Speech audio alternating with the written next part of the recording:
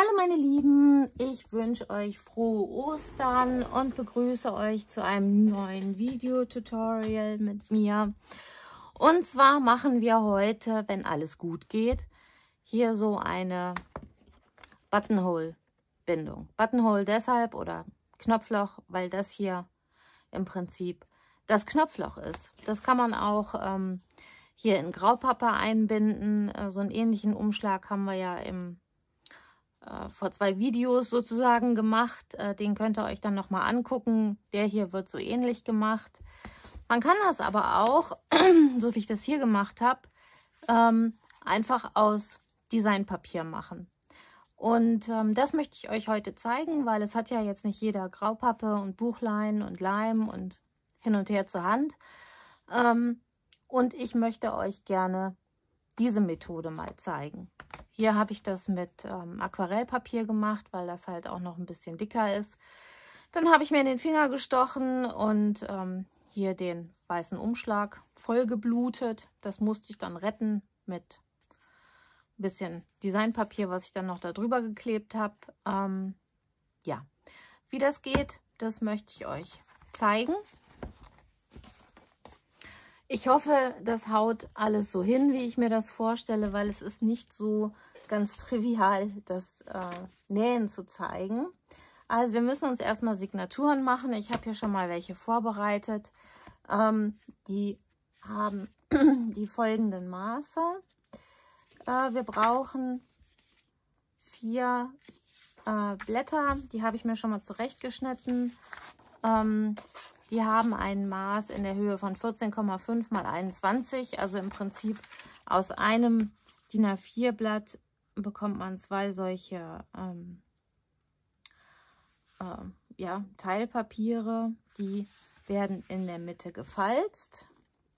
Das machen wir dann noch ein zweites Mal. Das ist jetzt hier ganz normales Kopierpapier.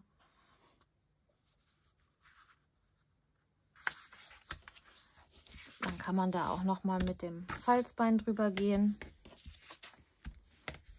Dann werden die ineinander gesteckt.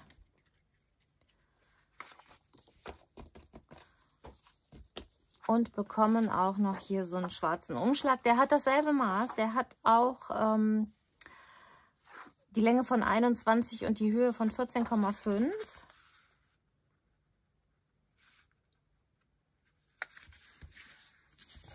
Den einmal falzen, dann wird die Signatur eingesteckt.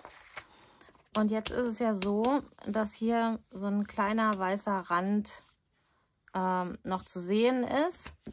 Je nachdem, welches Papier man hat, kann man den lassen oder man kann den auch wegmachen. Und wir machen den heute mal weg. Dazu nehmt ihr euch ein Lineal. Hier das Geodreieck hat eine Stahlkante. Das kann ich euch nur sehr, sehr, sehr empfehlen. Denn man kann dann hier mit der Klinge von dem Cutter entlang fahren, ohne dass man sich in das Geodreieck schneidet, in den Kunststoff. Weil das kann man dann 1-, 2 Mal benutzen und dann ist die Kante nicht mehr schön und dann kriegt man damit auch keine schönen Linien mehr hin. So, ich habe jetzt hier 6 Signaturen gemacht. Das könnt ihr beliebig erweitern, je nachdem, wie euch das gefällt, wie viele ihr machen möchtet. Wir arbeiten jetzt mal mit 6, damit es auch nicht zu lange dauert mit der Näherei. Für den Umschlag nehme ich mir ein Stück Papier, ebenfalls mit dem Maß. Das mache ich allerdings, also 14,5. Ich mache es aber 14,6 hoch und die gesamte Breite 30,5. Dann drehe ich mir das um und messe mir einmal die Breite, die gesamte Breite hier von dem Päckchen. Ja, das ist jetzt 1 Zentimeter, aber wir wollen das ja ein bisschen lockerer haben. Also nicht, dass das hier so ganz klatsch aufeinander ist, also dass das ein bisschen ja, Spiel hat. Und wir nehmen eine Breite von 1,5. So, jetzt ist das ja hier 30,5 und angezeichnet ist nur 30 auf meinem Lineal. Ich nehme das aber trotzdem, tariere das aus, so dass ich ungefähr in der Mitte lande, gucke, dass auf beiden Seiten gleich viel Platz ist und markiere mir hier die Mitte. Und dann auch gleichzeitig, also ich möchte das Knopfloch 1,5 breit haben, also 0,75 auf jeder Seite.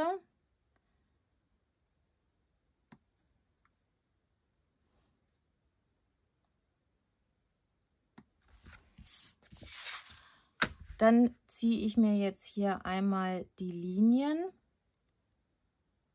Ich lege hier mit dem Geodreieck das so an, dass hier diese schwarze Linie an der weißen Seitenkante liegt. Wenn ich es nicht ganz genau treffe, müsst ihr mich entschuldigen. Ich will ja meinen Kopf da nicht so immer ins Bild halten. Deshalb.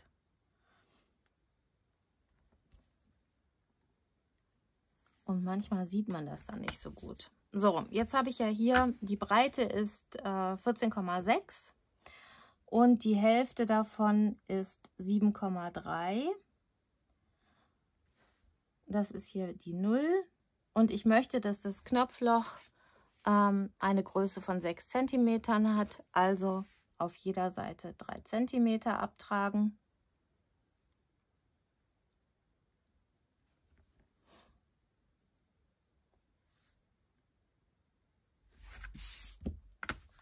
Die Linien könnt ihr auch ruhig, diese Bleistiftlinien, schön dünn natürlich, wie immer, ne? Die könnt ihr auch lassen. Die müsst ihr nicht wegradieren, könnt ihr aber natürlich, wenn ihr das möchtet.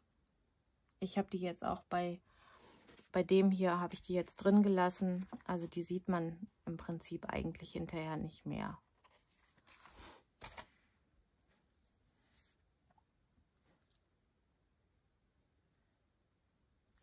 So. Das Ganze wird jetzt einmal mit dem Falzbein nachgezogen, schon mal die Linien.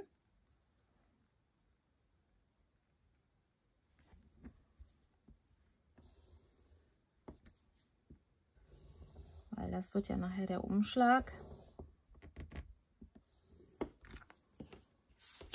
Und der muss ja auch gefalzt werden.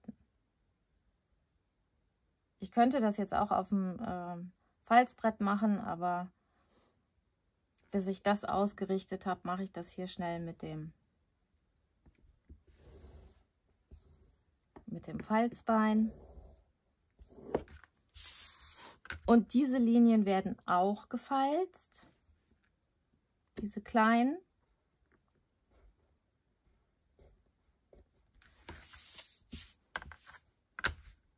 Und dann machen wir jetzt gleich einen Schnitt.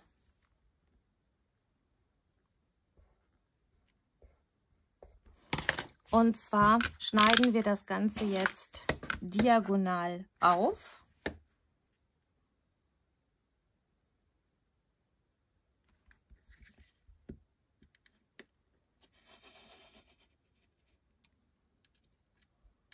Und natürlich möglichst gerade.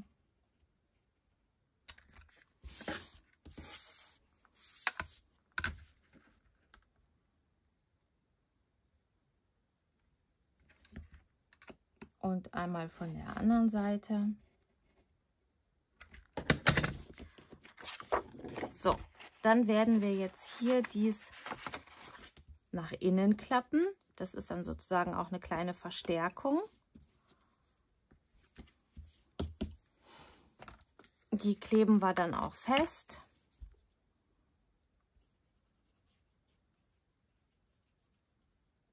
Also ich nehme da am liebsten hier diesen Flüssigkleber.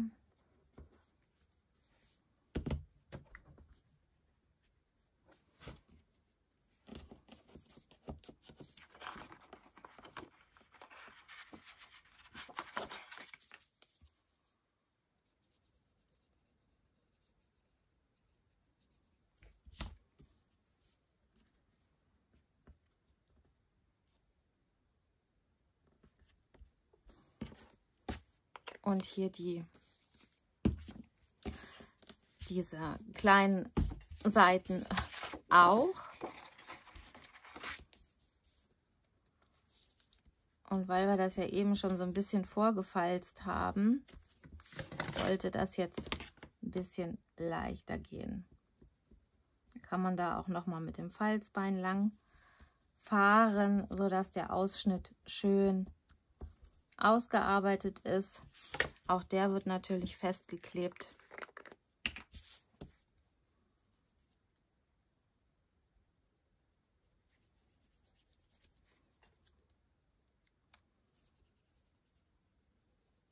Ich glaube, es wird etwas länger dauern, also ich möchte euch ja nicht in euren Osterfeierlichkeiten stören, aber wenn ihr noch frei habt, kann ja sein, dass ihr noch Urlaub habt, dann könnt ihr euch das ja gerne vornehmen.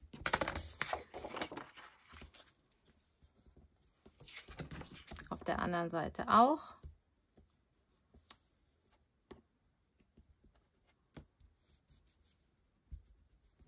Schon mal vorfalten, damit das Papier weiß, was es tun soll. Bei so kleinen Zipfelchen ist das ja schon mal ein bisschen schwierig.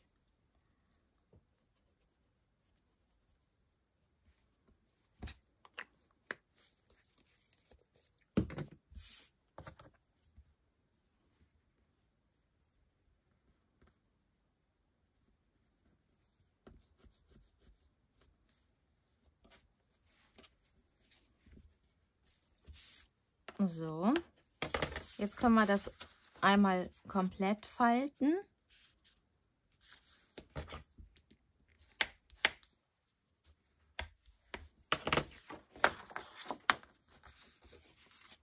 Gucken, dass das hier schön die Seiten übereinander liegt.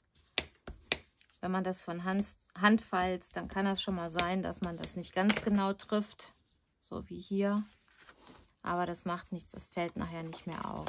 So, jetzt, weil wir das ja jetzt gleich nähen, also richtig und auch ein bisschen stramm ziehen, werde ich mir hier noch eine Verstärkung reinsetzen.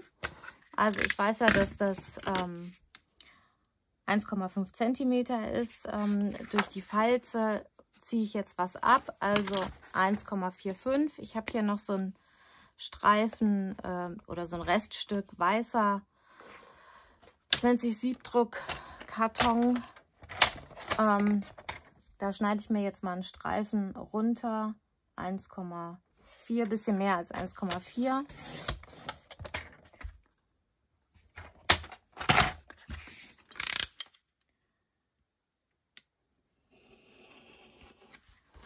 Dann messe ich mir zur Sicherheit hier nochmal die Seiten aus. Das ist jetzt 4,2 und auf der gegenüberliegenden Seite 4,25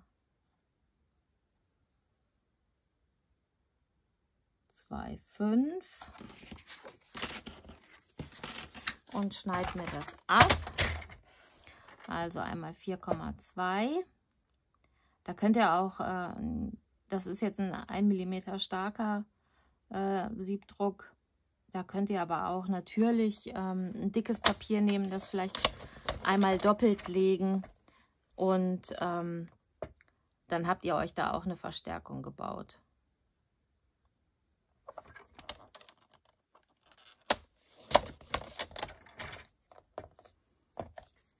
So. Also ich habe festgestellt, wenn man das jetzt ohne so eine Verstärkung nähen würde, dann reißt man sich natürlich das Papier ein, weil man wenn man den Faden dann stramm zieht, dann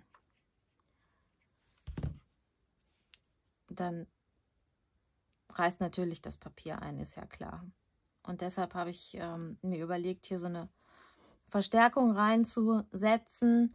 Wenn man das natürlich aus Graupappe macht, also einen festen Einband macht, dann muss man das natürlich nicht machen, aber bei Papier würde ich euch das sehr dringend ans Herz legen, sonst wird das Ergebnis halt einfach nicht schön.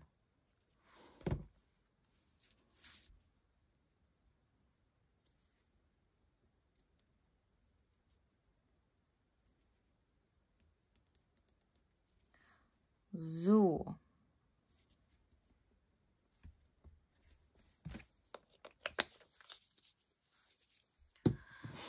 Jetzt müssen wir uns natürlich markieren, wo die,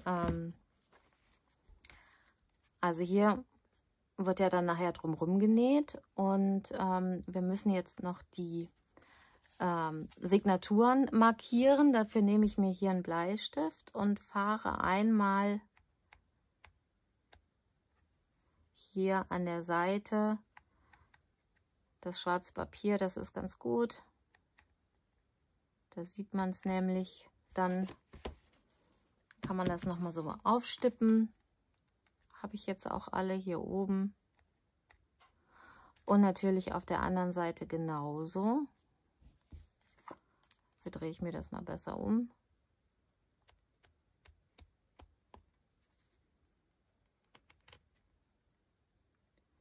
Und markiere mir die auf der anderen Seite auch. So.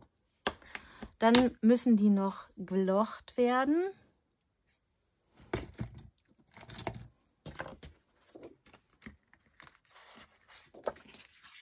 Das können wir mal zur Seite legen.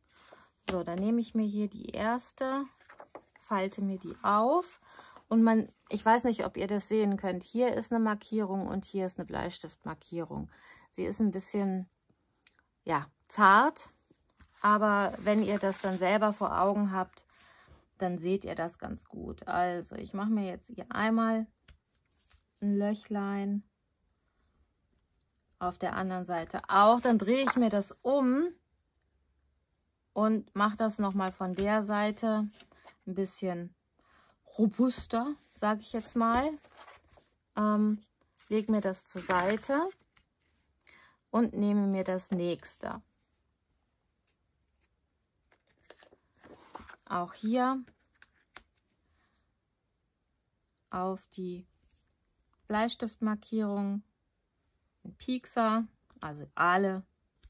Ich nehme jetzt hier den Piekser und auch noch mal von der anderen Seite. Hier sehen die Löcher so ein bisschen an der Seite rausgekommen, aber das macht nichts. Ich weiß nicht, seht ihr das? Wenn ich das jetzt noch mal durchsteche, dafür lege ich den hier so im 45 Grad Winkel an und dann steche ich einmal durch.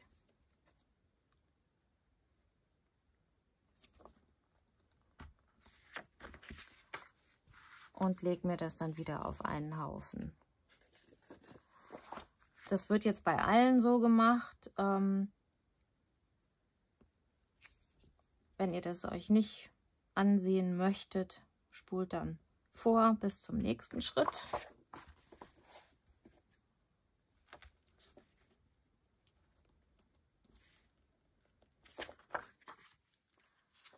Darum habe ich auch nicht so viele genommen, weil wenn man jetzt 10 oder mehr nimmt, dann dauert das natürlich eine ganz schöne Weile.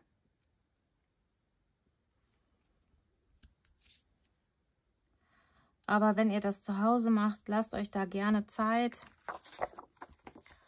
und macht es nicht eilig. Umso schöner wird das Ergebnis.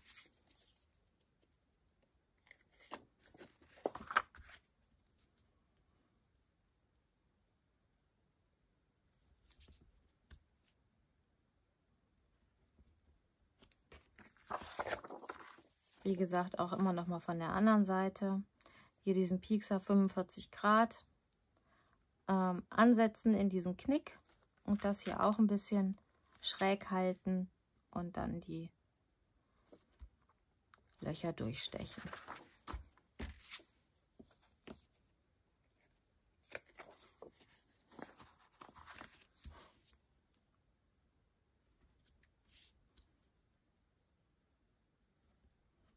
Und ein letztes Mal.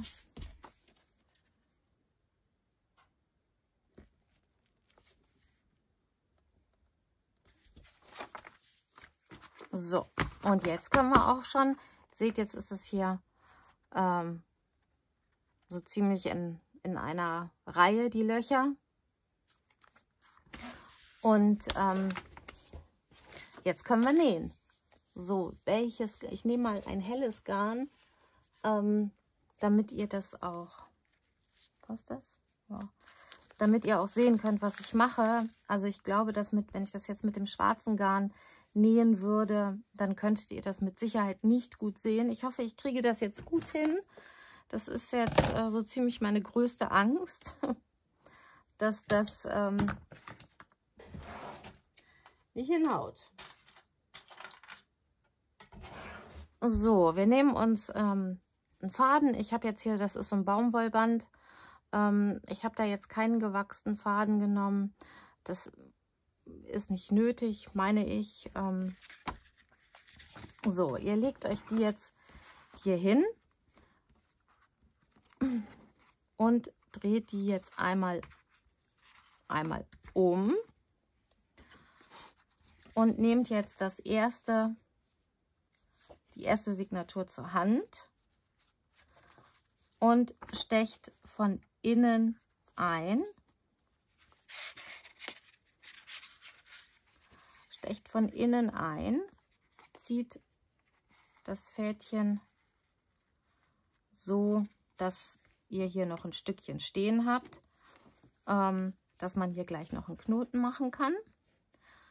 Einmal rum und hier durch dasselbe Loch wieder raus.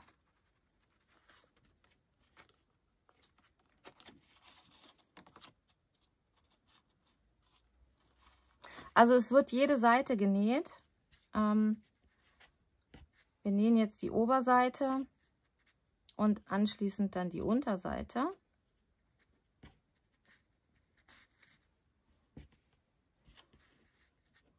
So, jetzt kann man das hier so ein bisschen festziehen. Ne?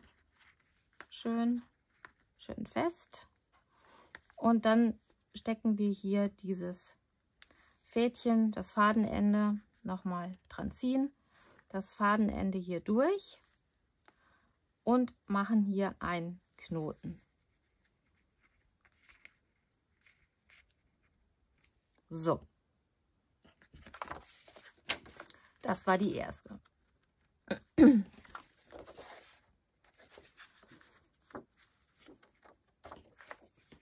Wir sind jetzt außen. Wir machen von außen weiter, nehmen uns die nächste Signatur und ich mache das dann immer so, dass ich hier von außen nochmal mit der Nadel bzw. von innen nochmal durchsteche, damit ich auch das Loch gut treffen kann. So, wir legen das jetzt ein und stechen von außen hier in die Signatur ein.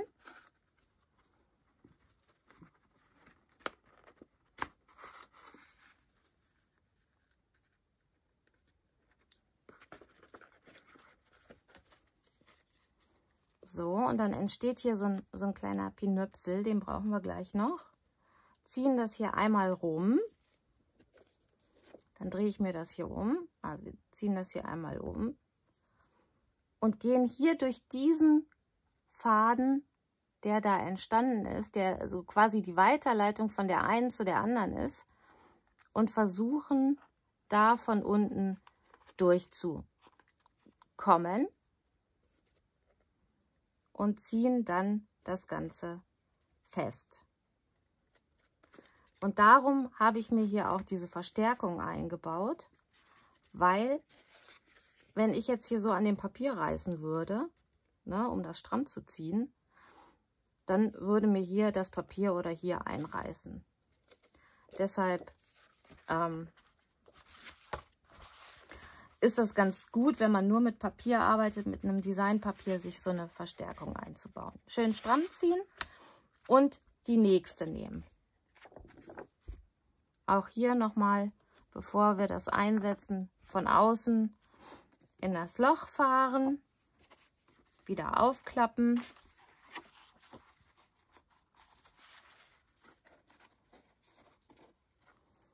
Und von außen in das Loch rein. Durchziehen.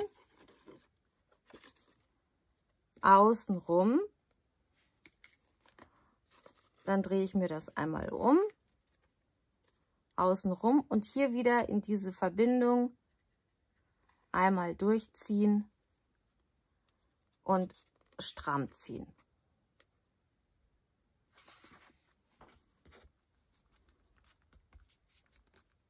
Das kann man nachher, dann die, ihr seht das hier, die Bindenähte, die kann man dann nachher bisschen sortieren, wenn man dann fertig genäht hat. Und das nächste. Auch hier nochmal vorstechen, falls es nicht genug war. Öffnen. Dann lege ich mir das hier so hin, mache das zu. Gucke, dass das hier irgendwie, dass ich das sehe. Manchmal sieht man das nicht so. Und dann wieder von außen. Das habe ich jetzt nicht gut genommen, das müssen wir jetzt nochmal machen. Manchmal lege ich mir das auch so hin.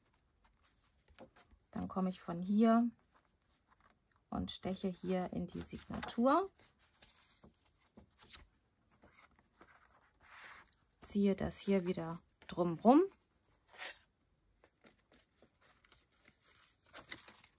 Und hier wieder unter dem Unterfaden. Manchmal rutscht der da so ein bisschen runter. Da muss man dann mal so ein bisschen fummeln. Unter dem Unterfaden durch.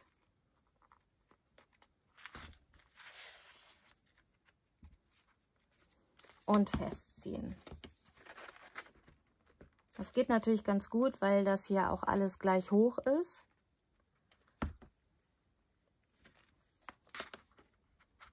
Und die nächste.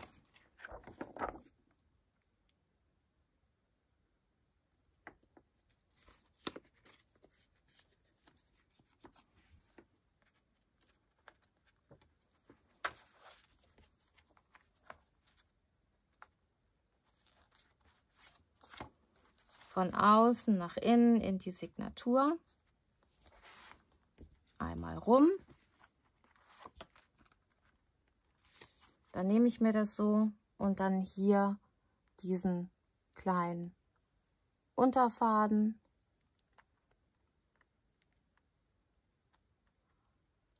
Der verrutscht manchmal so ein bisschen. Einmal da durch. Festziehen. Und gleich haben wir die Seite geschafft. Jetzt sind wir nämlich bei der letzten. Auch hier nochmal prüfen, ob das gut da durchpasst. Das ist ein bisschen obszön, aber so. Dann hier wieder durch die Signatur. Von außen nach innen. Außen rum. Und hier müssen wir das jetzt nicht machen, dass wir die hier unter dem Faden durchziehen, sondern wir stechen jetzt von außen wieder direkt in die Signatur ein, weil jetzt müssen wir vernähen. Dann kann man das hier mal so ein bisschen drauf achten, dass das hier stramm ist. Der Faden war etwas knapp bemessen. Und auch hier gehen wir jetzt einmal da durch.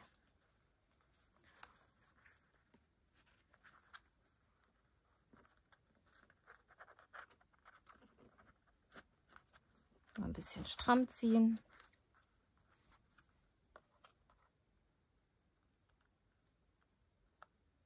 Na.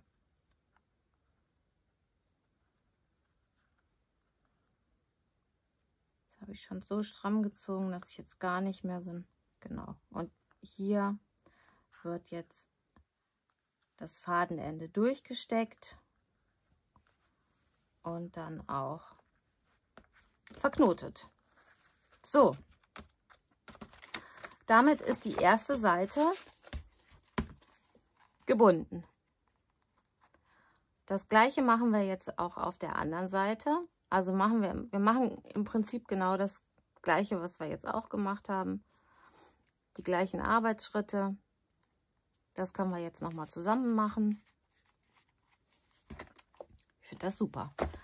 Also, wir nehmen uns einen Faden. Ich nehme jetzt mal einen etwas längeren. Der war mir eben ein bisschen zu knapp. Na, also lieber ein bisschen mehr Faden, als dass der Faden am Ende nicht reicht. Das wäre fatal.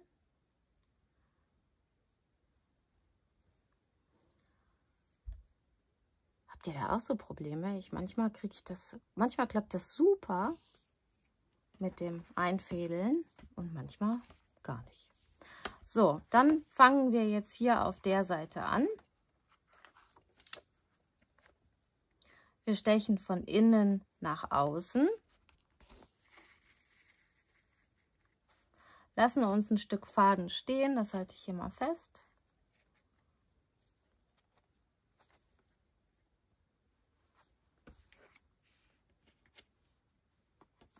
Was ist denn jetzt passiert? Genau, das legen wir jetzt hier so rum und stechen wieder nach außen raus.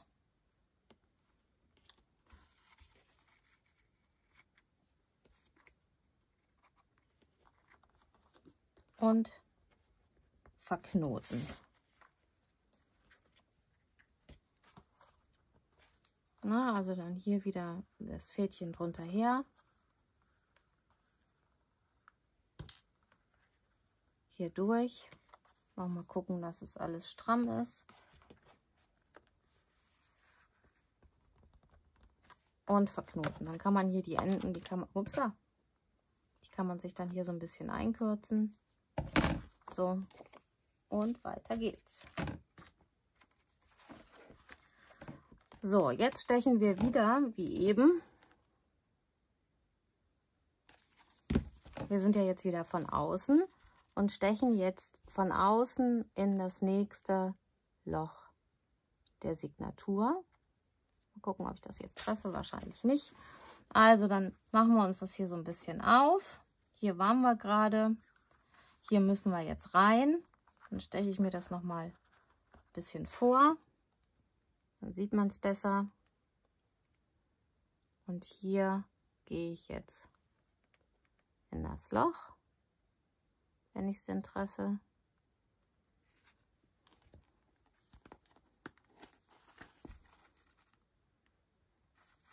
Gehe ich jetzt rein. Hier kommt wieder dieser kleine Faden, den wir jetzt gleich brauchen.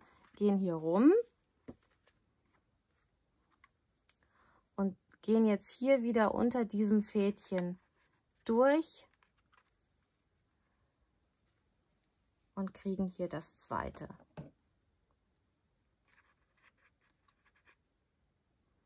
Ich mache das extra nicht mit einem gewachsten Faden, weil gewachste Fäden sind sowas von widerspenstig manchmal.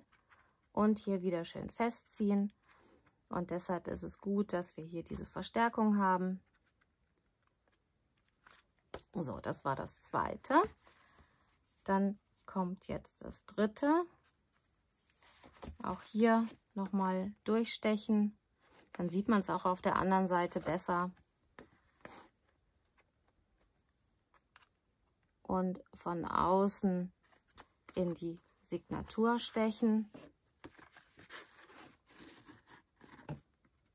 Hier wieder das kleine Bändchen, was wir gleich brauchen.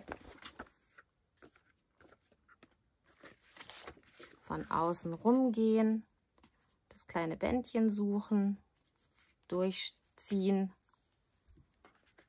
und die werden wir nachher ordnen. und schön stramm ziehen. Dann gehen wir eins weiter. Auch hier wieder nochmal von innen nach außen stechen und hier wieder von außen in das Loch.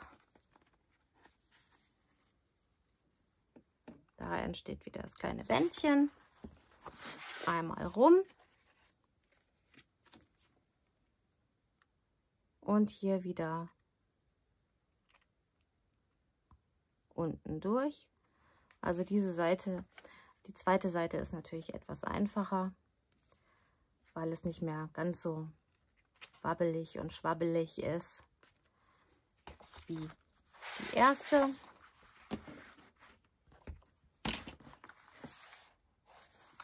So, und dann gehen wir jetzt wieder eins weiter.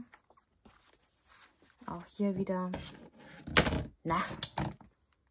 einmal nochmal durchstechen. Und dann von außen durch die Signatur nach innen.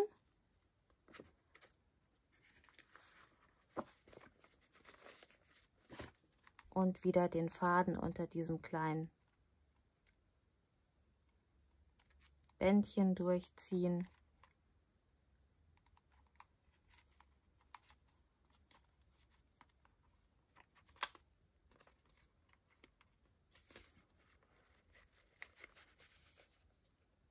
So, und ich glaube, jetzt haben wir 1, 2, 3, 4, 5. Genau, jetzt kommt die letzte.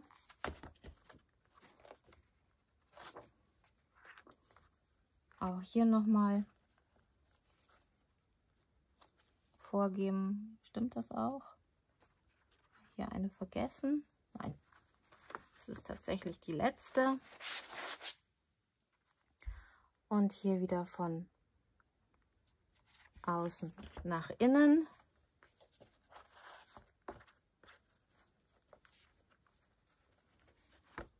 Rum. Und hier brauchen wir jetzt wieder nicht den Faden holen, hier diesen Unterfaden, sondern wir gehen jetzt direkt wieder in die Signatur. Also aus dem Loch, wo wir eben reingestochen haben, da stechen wir jetzt wieder rein. Und dann können wir das auch schon vernähen.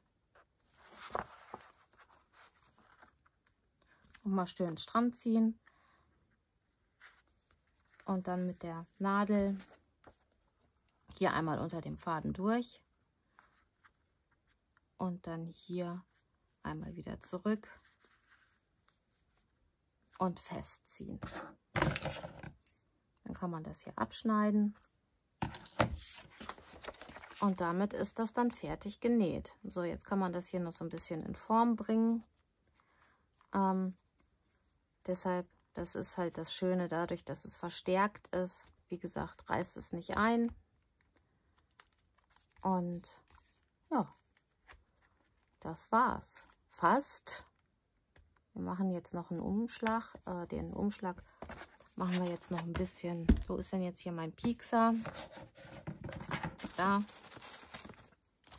Wenn das dann hier so ein bisschen über der Kante liegt, dann kann man mal mit dem Piekser das sozusagen über die Kante ziehen.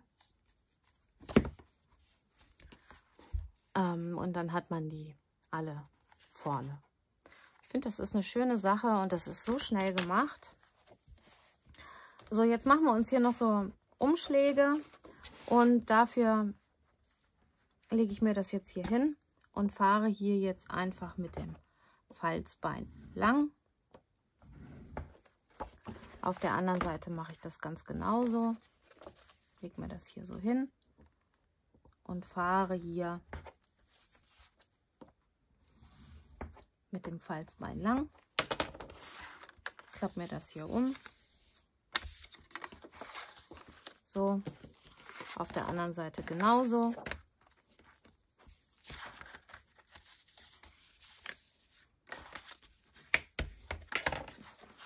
So, und dann kann man das so lassen. Das kann man dann kann man hier sich wie so eine Art Lesezeichen machen. Man kann das festkleben, man kann sich aber auch eine kleine Tasche machen, wo man vielleicht noch was reinsteckt. Dann kann man hier nur die Seiten zukleben und dann hat man hier noch so ein Fach. Und ja, ich hoffe, euch hat es gefallen. Ich bin froh, dass ich es geschafft habe, euch das in einem Zug zu zeigen. Hier nochmal mit den schwarzen Bändern.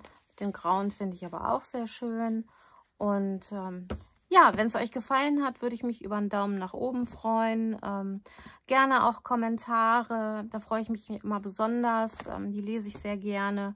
Und schenkt mir doch auch gerne ein Abo. Und wie gesagt, ich wünsche euch noch frohe Ostern, schöne Ferien, schöne Woche, was immer. Und bis bald. Tschüss!